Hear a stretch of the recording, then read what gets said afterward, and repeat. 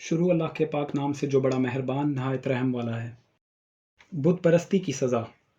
جہاں تو رب اپنے خدا کے لیے قربان گاہ بنائے گا، وہاں نہ یسیرت دیوی کی پوجا کے لیے لکڑی کا کھمبا اور نہ کوئی ایسا پتھر کھڑا کرنا جس کی پوجا لوگ کرتے ہیں۔ رب تیرا خدا ان چیزوں سے نفرت رکھتا ہے۔ رب اپنے خدا کو ناقص گائے، بیل یا بھیڑ بکری پیش نہ کرنا، کیونکہ وہ ایسی قربانی سے نفرت رکھتا ہے۔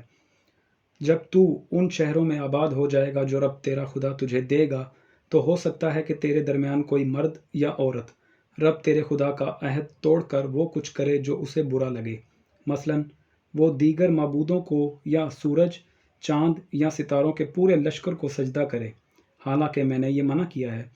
جب بھی تجھے اس قسم کی خبر ملے تو اس کا پورا کھوج لگا۔ اگر بات درست نکلے اور ایسی گھناؤنی حرکت واقعی اسرائیل میں کی گئی ہو تو قصوروار کو شہر کے باہر لے جا کر سنگسار کر دینا، لیکن لازم ہے کہ پہلے کم از کم 2 یا 3 لوگ گواہی دیں کہ اس نے ایسا ہی کیا ہے۔ اسے سزائے موت دینے کے لیے ایک گواہ کافی نہیں، پہلے گواہ اس پر پتھر پھینکیں، اس کے بعد باقی تمام لوگ اسے سنگسار کریں۔ یوں تو اپنے درمیان سے برائی مٹا دے گا۔